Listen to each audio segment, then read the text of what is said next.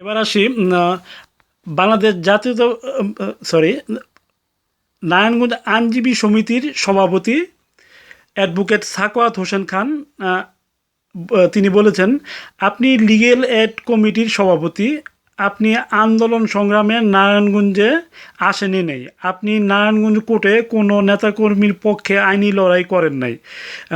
জিয়া নারায়ণগঞ্জে শহীদ জিয়া, খালেদা জিয়া, তারেক জিয়ার রাজনীতি করে না কেউ, ব্যক্তি রাজনীতি করে। আপনি মোটামুদ্দির মানুষ, আপনি অযোগ্য লোকদের পদায়িত করেছেন, সেই কারণে আপনার সাথে তার সম্পর্কে চির ধরেছে। বর্তমানে যারা নেতৃত্বে আছে তারা সবাই সরকারি দলের সাথে আঁতাত করে রাজনীতি করে। আপনি তোষামোদী রাজনীতি পছন্দ করেন, যারা তোষামোদী করতে পারে না তারা দল থেকে দূরে সরে গেছে।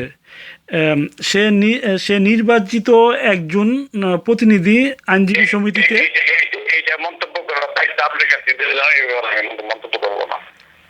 আমার প্রশ্নটা শেষ করি। সে নির্বাচিত প্রতিনিধি নারায়ণগঞ্জ আইনজীবী সমিতির, তাকে জাতীয়তাবাদী আইনজীবী ফোরামে একজন সদস্য হিসাবেও তাকে রাখা হয় নাই। এ সম্বন্ধে আপনি যদি বলেন। আইনজীবী ফোরামের নেতৃবৃন্দ দিকেন, হ্যাঁ, করি নাই এটা তাকে যোগ দিতে হবে নাকি? তাকে বিশ্বস্ত মনে করি নাই, এই জন্য করি নাই। তো আচ্ছা, তার প্রশ্নের উত্তর আপনি দিতে যাচ্ছেন না? বললাম তো, তাকে বিশ্বস্ত মনে করি এই জন্য করিনি। আচ্ছা, ধন্যবাদ। নারায়ণগঞ্জের মানুষ জানে আচ্ছা, ধন্যবাদ। নারায়ণগঞ্জ জেলা ছাত্র দলের আহ্বায়ক মাসুকুল ইসলাম রাজীব। আমি আমি আমি আমি সবার সবার কথা জবাব দিব না। আচ্ছা, হ্যাঁ, যারা শুধু তারা সমালোচনা, তারাই আমার সমালোচনা করতে পারে, যারা আন্দোলন সংগ্রামে আছে। আচ্ছা, তারাই আমার সমালোচনা করতে এবং তাদের জবাবটা দেব। আচ্ছা, ধন্যবাদ। জেলা ছাত্র দলের আহ্বায়ক মাসুকুল ইসলাম রাজীব তিনি বলেছেন, দলের নেতা পরিবর্তন করলে হবে না, দলের সিস্টেম পরিবর্তন করতে হবে। আমি রাজীবের সাথে একমত। সেটা হলো যে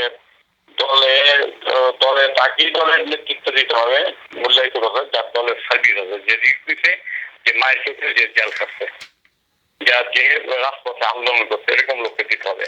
নিজে হামলা বলে ভাব আমি এটা আমার চেয়ে হামসে বড় কোন হয়, নিজেই সব, নিজেই বুদ্ধিমান, নিজেই যারা আমার চেয়ার টেবিল ছাড়া পরিষ্কার করে আমাকে বইতে দিতে, পাগলটা যদি আমার বুদ্ধি নিতে হয় তার অসুবিধা। কিন্তু কথাটা হলো যে যারা রাজপথে আছে তাদের কথা আমি শুনতে রাজি আছি, এবং রাজীবে যেহেতু রাজপথে ছিল আমার সাথে, সেহেতু তার বক্তব্যটা সুন্দর বক্তব্য বলছে, এবং আমিও দেশটাতে খালেদা জিয়াকে অনুরোধ করবো, বিএনপিকে অনুরোধ করবো যে যাদের ভূমিকা আছে, এখন তো একটা ফেসবুক স্ট্যাটাস দিয়ে সব রাজনীতি করে নেয়, কিন্তু মাঠে রাজপথে থাকে না। রাজপথে যারা থাকে তাদেরকে মূল্যায়ন করে তাদের উপরে দেখতে দেওয়া হোক, তবে দল ভালো সিস্টেমে চলবে। আর ছাত্রদের কাছে ছেড়ে দেওয়া হোক। ধন্যবাদ। এটিএম কামালের পরিবার তারা বলেছে যে আপনি ফোনে কয়েকবার খোঁজ খবর নিয়েছেন মামলা সম্পর্কে, আপনার সাথে এটিএম কামাল রাজনীতি করেছে, আপনারই দায়িত্ব ছিল তার মামলা মোকদ্দমা সমস্ত খবরাখবর তার পরিবারকে জানানো, কিন্তু আপনি তা না করে তার পরিবারের কাছ থেকে আপনি জানতে চেয়েছেন। এখন সবসময় তো পরিবেশ একরকম থাকে না। যখন এটিএম কামাল এর আগে এসেছে তখন আমি ফ্রি ছিলাম, আমি দৌড়ে গিয়া না ফ্রি ছিলাম না, আমিও তার সাথে আসামি ছিলাম হেফাজতের মামলায়। কিন্তু তখন আবার হাইকোর্ট আমাদের জামিন দিচ্ছে, এখন তো হাইকোর্ট আমার জামিন দেয় না। আমি তো তখন জামিন নিয়ে গিয়ে তাদের সকলকে মামলা করতে পারছি। এখন তো আমি তো নিজেই আর নিজে যেতে পারি না, আমি নিজেই ওয়ান্টেড। এখন আমি স্বেচ্ছা গিয়ে ধরা দেবো মামলা করতে গিয়ে, যেহেতু আমি নিজে আসামি, আমার বিরুদ্ধে গ্রেপ্তারি পরোয়ানা চাইছে পুলিশ সুপার, এবং এটা পত্রপত্রে গেছে, আমার বিরুদ্ধে চার্জশিট হয়ে গেছে। এখন এই অবস্থাকে আমার পক্ষে সম্ভব না আমি গিয়ে স্বেচ্ছা ধরা দেওয়া? হাইকোর্ট যদি আমাকে আগের মতো জামিন দিত তা আমি যেতে পারতাম। আমি তখন যেতে পারি না দেখে এটা এটিকে আমাদের সাথেও কথা বলি, তার লয়ারদের সাথেও কথা বলি, আবার তার ফ্যামিলির সাথেও কথা বলি। এখন দোষ তো যেহেতু আমি দায়িত্বে আছি, তারা এই দাবির সাথে করতেই হবে। এটিএম কামালের দাবি তো সঠিক যে আমি আগের মতো কি খোঁজ নিতে পারি না কেন। এখন তো আমি তো আন্দান, আমি তো আমার ভাইদের জন্য যেতে পারি না, কারোর জন্য তো যেতে পারি না আমি এখন। ধন্যবাদ। তার প্রান্ত থেকে আমি তো সবসময় যাই, আগে তো সবসময় গেছি, কিন্তু এখন তো নিজে আসামি হয়ে পড়ছি। ধন্যবাদ। নারায়ণগঞ্জ মহানগর যুব দলের আহ্বায়ক জনাব মাকসুদুল আলম খন্দকার তিনি বলেছেন, নিজের গ্রুপকে প্রাধান্য না দিয়ে সকলকে নিয়ে কাজ করতে হবে। দলের মধ্যে পুরস্কার ও তিরস্কারের ব্যবস্থা করতে হবে। ভালো করলে পুরস্কার, খারাপ করলে তিরস্কারের ব্যবস্থা করতে হবে। এটার সাথে আমি একমত। যেহেতু তার আন্দোলন সংগ্রামে যথেষ্ট ভূমিকা আছে এবং তার বিরুদ্ধে অনেকগুলি মকদ্দমা আছে, তার সমালোচনা করার অধিকার আছে। যে আমি একটা কথা পরিষ্কার বলতে চাই, যে কেউ আমার পক্ষে বলুক বিপক্ষ বলুক এটা আসে যায় না, যে মাঠে ময়দানে থাকবে তারই অধিকার আছে কথা বলার। তার কথা আমি শুনতে চাইছি এবং তার সাজেশন আমি নিতে চাইছি। ধন্যবাদ। মাজারুল ইসলাম জোসেফ তিনি বলেছেন, দল এখন উলঙ্গ অবস্থায় আছে, এভাবে একটা দল চলতে পারে না, দলকে ঘুরে দাঁড়াতে হলে সবাইকে নিয়ে কাজ করতে হবে। অবশ্যই এটাও আমি একমত। সবাই যারা যারা আসে দলের কর্মসূচি তো দেয় হইলেও কেন্দ্র থেকে, সেই অনুযায়ী আমরা রাস্তায় গিয়ে দাঁড়ায় যাই। এখন ডাক্তার তো কর্মসূচি শেষ, অর্থাৎ কর্মসূচি তো পত্রিকায় আসে এবং টিভিতে আসে, সবাই জানে। এই কর্মসূচিতে আসলেই হয়, কর্মসূচিতে আসলেই তো তাদের পেয়ে যায়। এখন আমার ঢাকার সুযোগটা কোথায়? কর্মসূচি তো আমি দিই না, কর্মসূচি তো আমি পত্রিকায় আমার তো টেলিফোনটা জিজ্ঞাসা করে না, আমি পত্রিকায় লিখে গিয়ে করাই যাই। আমি যারা যারা গাড়ি টেলিফোন করি এবং যারা যারা আছে সবাই আছে। আচ্ছা, আমরা কাজ করি। যশোর আমার অত্যন্ত মহব্বত লোক, আমার অত্যন্ত প্রিয় লোক। যশোর আমি মোবাইলতে যাই এবং এক সময় তার যথেষ্ট সার্ভিস আছে দলের প্রতি। যশোর ছেলেটাও ভালো, এবং সে আসতেই পারে। আমার সাথে ইতিমধ্যে কথাও বলছে, যোগসাপ পাবেন, তারা কথাও বলছে। কিন্তু এখন সমস্যাটা হলো কি, একখানে বসা থেকে কঠিন হয়ে গেছে। বসলেই 10টা লোকের যদি বলি যে আমরা অমুক জায়গা বলবো, এর আগে থানায় খবরটা চলে যায়, এভাবে খবরটা চলে আল্লাহ যায়, এবং সেখানে গিয়ে পরীক্ষা দিত। এখন তো পরীক্ষা আলোচনা করে সিদ্ধান্ত নেওয়াটা কঠিন। ধন্যবাদ। সিদ্ধিরগঞ্জ থানা বিএনপির একাংশের সদস্য সচিব অধ্যাপক মামুন মাহমুদ তিনি বলেছেন, আপনাদের জেলা কমিটি একটি ঘোষিত কমিটি 4 জনের। বিএনপি ও অঙ্গদল সব কমিটি ভেঙে দিয়ে নতুনভাবে সাজাতে হবে এই বিএনপি নারায়ণগঞ্জ এবং অঙ্গদল সমূহ। হ্যাঁ, আমিও এটার সাথে করি যে যাদের বলছি, অনেকে পদ্ধতি পেয়ে গেছে, যাদের কোনো ভূমিকা নাই, এই আন্দোলনে ভূমিকা নাই, এবং নিজের চেহারাটা আমি সবাইকে অনুরোধ করবো যে কার কি ভূমিকা আছে এই আন্দোলনে, নিজের চেহারাটা দিকে ভূমিকা রাখবেন, সেই অনুযায়ী পদ্ধতি দাবি করেন। এবং আমি যে যাদের ভূমিকা আছে তারই পদ্ধতি পাবে, অন্য কেউ পাওয়া উচিত না। ধন্যবাদ। সিদ্ধিরগঞ্জ থানা বিএনপির আরেকজন দাবিদার, সিদ্ধিরগঞ্জ থানা বিএনপির সভাপতি এক অংশের আব্দুল হাই রাজু তিনি বলেছেন, আপনি কোনো চিঠি ইস্যু করেন নাই, তাদের কমিটি ভেঙে দিয়ে নতুন কমিটি করেছেন। তৃতীয় চতুর্থ পঞ্চম শ্রেণীর নেতাদেরকে প্রথম শ্রেণীতে নিয়ে এসেছেন। আপনি চেইন অফ কমান্ড মেনটেন করেন না। কেউ এই কমিটির বা আপনাদের জেলা কমিটির সভাপতি, সাধারণ সম্পাদক, সহসভাপতি পরিচয় দিয়ে বেড়াচ্ছে, এটার কোনো ভিত্তি নাই।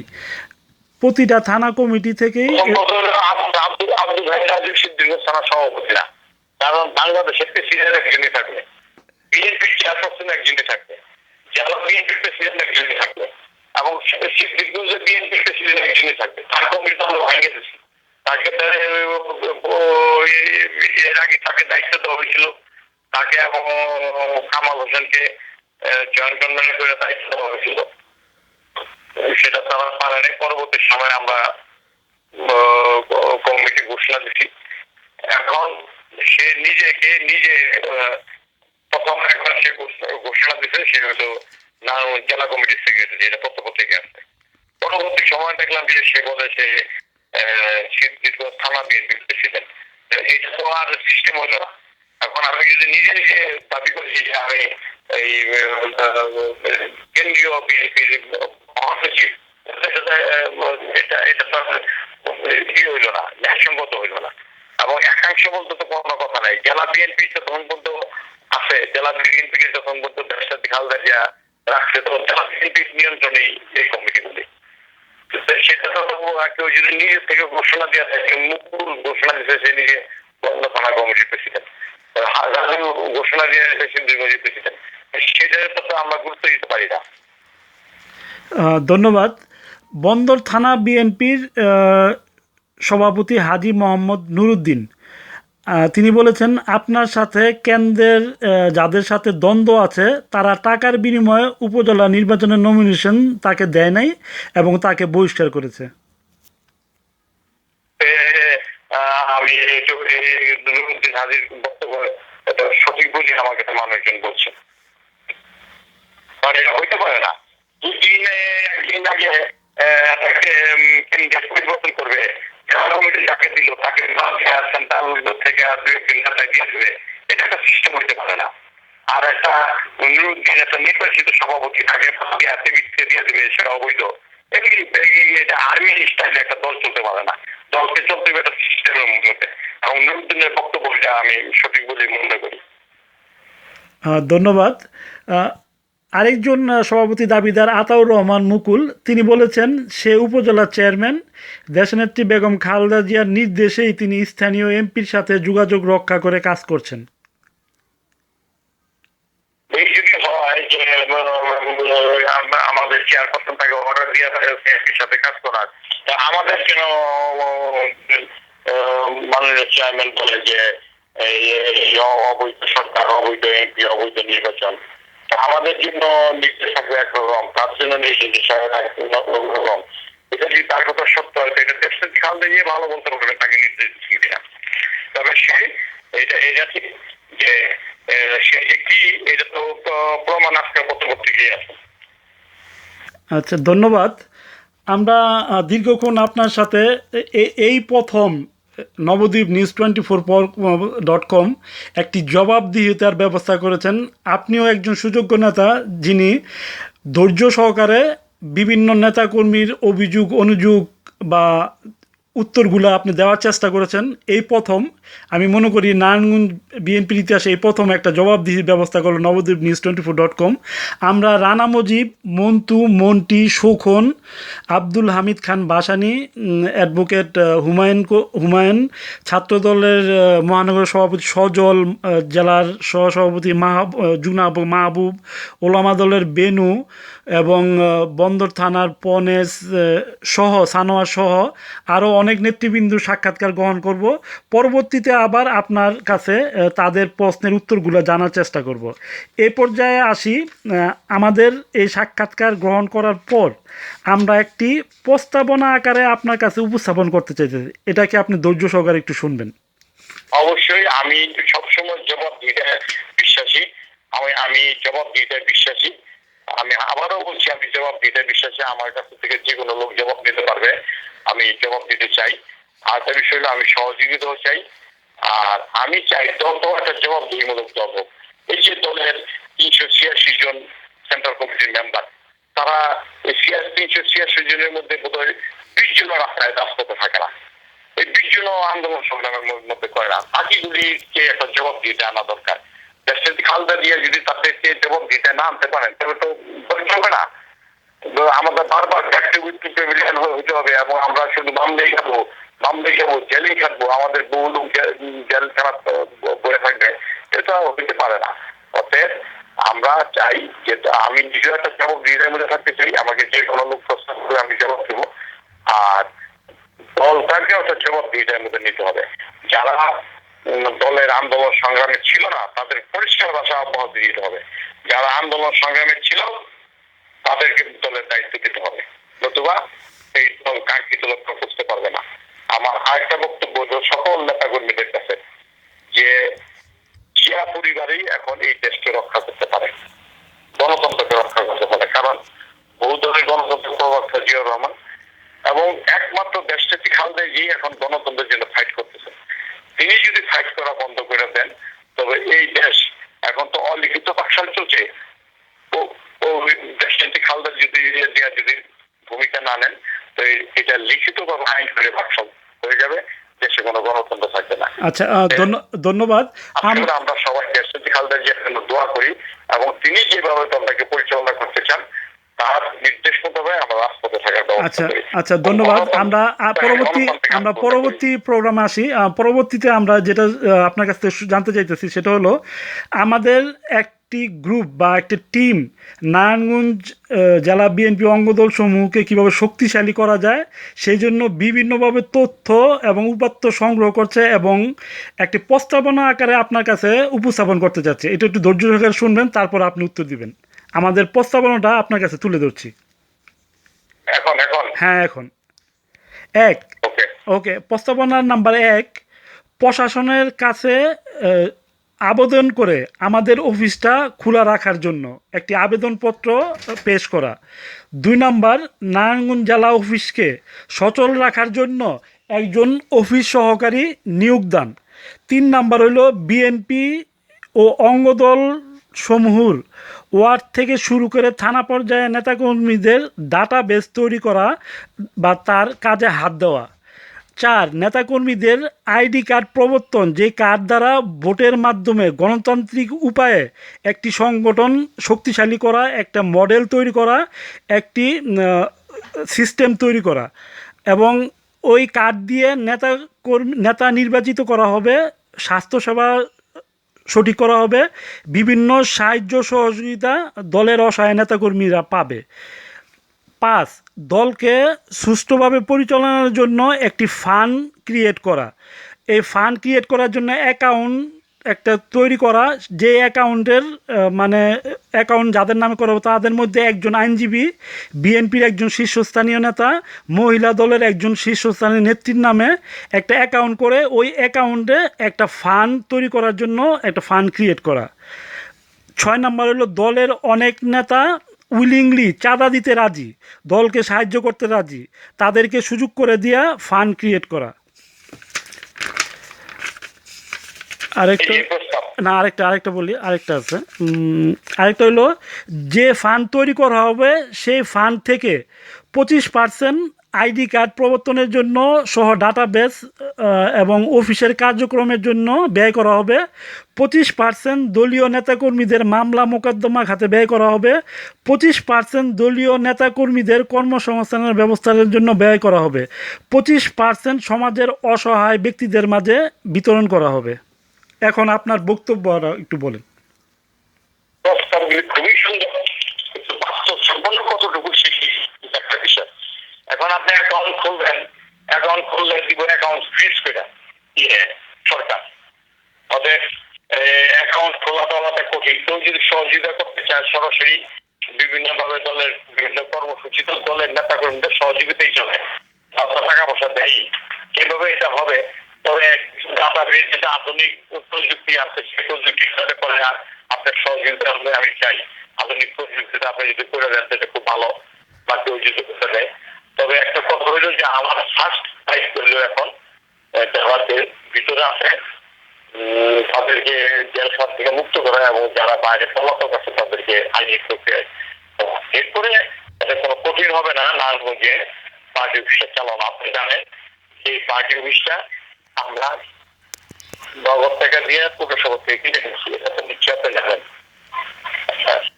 এবং সরকারের পারমিশন নিয়ে এটা আমরা করছি। এটা কি এখন নলেজ আছে?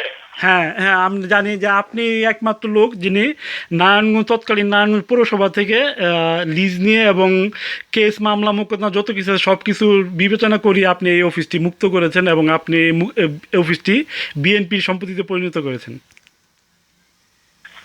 এখন সরকারের আগ্রাসী ভূমিকার কারণে আমরা অনেক কিছু করতে পারিনি, কিন্তু গুলি খাইও তো আন্দোলন করছি না।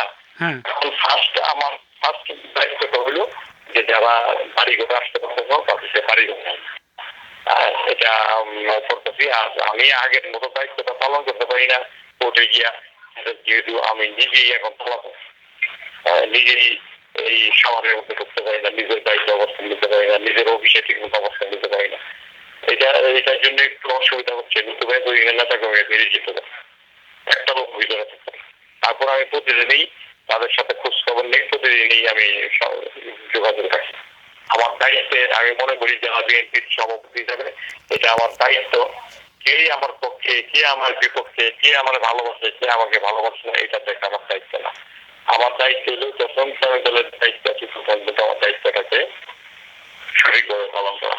প্রত্যেকটা নেতা কর্মীকে ছায়া দিয়ে রাখা আমার দায়িত্ব। অবশ্যই আমি দেওয়ার ব্যাপারে সকলের সহযোগিতা চাই, সকলের পরামর্শ চাই। কিন্তু এখন তো পয়সা কোনো মিটিং করা যায় না। মিটিং করলে সেখানে গিয়ে পুলিশ ওঠে বলেছি যে এখানে নাশকতাগুলো নিয়ে আলোচনা হচ্ছে। এই জন্য আমরা কোনো মিটিং এখন করি না। ঠিক আছে, আচ্ছা, ধন্যবাদ। তো ধন্যবাদ আপনি দীর্ঘ সময় আমাদের সময় দেওয়ার জন্য। তো আপনি ভালো থাকেন। সারা রাত সময় লাগে আমি দিতে রাজি আছি, কারণ দলকে আমার রক্তের সাথে আমি মিশিয়ে ফেলছি। অতএব আমি দলের কাছে আমি খুব ঋণী যে দলকে আমি সহযোগিতা করতে চাই, দায়িত্ব পালন করতে চাই, এবং তাদের কথাই আমি শুনবো যাদের দলের প্রতি ভূমিকা আছে। কোন মকদ্দমা করলো না, দলের কোন ভূমিকা পালন করলো না, সরকারি হাতাত করে চললো, তাদের কোনো কথা আমি শুনবো না। শুনবো যারা মামলা হয়েছে, মকদ্দমা হয়েছে, আন্দোলন করছে, পুলিশে পিটারি খেয়েছে, আমার সাথে পুলিশের দৌড়ানি করতেছে। আপনি মামলা সব দেখতেছেন যে আমি জয়েন করার পর থেকে এই গুলি খাওয়ার থেকে শুরু করে, মাই খাওয়ার থেকে শুরু করে, জেল খারাপ থেকে শুরু করে কি বিপদটা না আমার উপরে গেছে। তারপরে কিন্তু আমি আল্লাহর মধ্যে মাথার মতো করি নাই। এটা কি সত্য না মিথ্যা? হ্যাঁ, আমি ন্যূনতম কোন দুর্নীতির সাথে জড়িত না, এটা প্রমাণ আছে। আপনি দীর্ঘদিন আমার সাথে চলে দেখছেন যে ন্যূনতম দুর্নীতিকে আমি প্রশ্রয় দিই না, ব্যক্তি জীবনও দেয় নেই, রাইট, জীবনে দেয়, রাইট। এবং আমার বিরুদ্ধে কোন দুর্নীতির অভিযোগ নেই। এবং বহু না ওই যে বহু সরকারি বেসরকারি প্রতিষ্ঠানের আমি দায়িত্বে ছিলাম। এই রহমতুল্লাহ মুসলিম ইনস্টিটিউটের মতো প্রতিষ্ঠানের আমি দায়িত্ব ছিলাম, ইউনিয়নের প্রতিষ্ঠানের মতো দায়িত্ব ছিলাম। কোথাও কিন্তু আমার এই অভিযোগটা নাই যে আমি এই কোন দুর্নীতি করছি। আমি এখন জাতীয় বৌদ্ধ ফেডারেশনে আমি চেয়ারম্যান, কোটি কোটি টাকা আমি বাংলাদেশ জাতীয় অন্ধকলা সমিতির ভাইস চেয়ারম্যান, যেটার চেয়ারম্যান হলো চেয়ারপারসনের উপদেষ্টা সিনিয়র অ্যাডভোকেট খন্দকার মাহবুব। সেটা তো কোটি কোটি টাকা পান। তো কোথাও তো এই রহমতুল্লাহ ইনস্টিটিউট তো কোটি কোটি টাকা পান, কোথাও তো আমার বিরুদ্ধে কোনো অভিযোগ নেই। আমি আল্লাহ রহমতে এখন চক্ষু সতর্ক করার জন্য পদক্ষেপ দিচ্ছি। আর আমার মা জায়গা দিয়ে গেছে কবরস্থানের পাশে, যে ওই একটা মসজিদ করার জন্য মসজিদ করবে, এবং একটা মাদ্রাসা করবো ইনশাল্লাহ, বড় আকারে একটা মাদ্রাসা করবো ইনশাল্লাহ। ওকে, ধন্যবাদ। আচ্ছা, ধন্যবাদ। তো আমরা আপনার কাছে মুসলিমের আমার অর্থে উপার্জিত অর্থে নির্মিত জনগণের সহযোগিতা আছে, এবং এই মালচাল বাজারটা এটা কোটি কোটি টাকার সম্পত্তি। অথচ আমার একটা ফুলের দোকান নাই। আমি রাস্তার হকারদের একটা ইউনাইটেড করে সমবায় সমিতি করে একটা এই জায়গা আইনের জায়গা মার্কেট করেছি, সমবায় মার্কেট, যেটা সাব্বির আহম খন্দকার কমপ্লেক্স নামে পরিচিত, সমবায় কমপ্লেক্স নামে পরিচিত। সেখানে তো আমার একটা ফুলের দোকানও নাই। শত শত ফুটপাতের দোকানদার বেশি হচ্ছে, তারা মালিক হচ্ছে। আচ্ছা, ধন্যবাদ। আপনি দীর্ঘ সময় আমাদের দিয়েছেন। সর্বশেষ প্রশ্নে আমরা আসবো, সেটা হলো যে নবদ্বীপ নিউজ 24 যে উদ্যোগটা গ্রহণ করেছে নিজেদের মধ্যে আত্মসমালোচনা, আত্মশুদ্ধি বা আত্মসমালোচনার মাধ্যমে দলকে শক্তিশালী বা গতিশালী করার, এই উদ্যোগকে আপনি কিভাবে নিচ্ছেন? আমি এই উদ্যোগকে এত স্বাগত জানাই। তবে আপনারা তারই সাক্ষাৎকারটা নেবেন, তার পরামর্শটা নেবেন যাদের রাজপথে ভূমিকা আছে। শুধু ওই ফেসবুক স্ট্যাটাস আর ওই পন্ডিতিক কথা, সামসে পড়া কোন হয় লম্বা লম্বা কথা, হ্যাঁ, 2 দিন আগে চাকরির মুখে আলগা হয়ে যায়, সে বড় এটা কেমন হয় পূর্ব ইতিহাস চাই না, আপনার কিন্তু কথা বললেন তবে কিছু। আচ্ছা, ধন্যবাদ। আপনি নেতা কর্মীদের প্রতি আমি খুব ঋণী। নেতা কর্মীদের যারা রাজপথে থাকে তাদের তাদেরকে আমি চাই আমার পিঠের চামড়া দিয়ে তাদেরকে আমি এত ভালোবাসি। আচ্ছা, ধন্যবাদ। আপনার মূল্যবান সময় আমাদের দীর্ঘ সময় দিয়েছেন, এজন্য আপনাকে ধন্যবাদ। আবারও কোনো একদিন আপনার সাথে আলাপ করবো এই আশা ব্যক্ত করে আজকের মতো বিদায় নিলাম। আল্লাহ হাফেজ, আপনি ভালো থাকেন। সব সময় জিয়া পরিবারের জন্য, বিএনপির জন্য, হ্যাঁ, যে কোনো স্যাক্রিফাইস, যে কোনো সময়, যে কোনো পরিশ্রম, যে কোনো বিষয়ে আপনি আমার থাকবেন, আমি রাজি আছি। ওকে, ধন্যবাদ।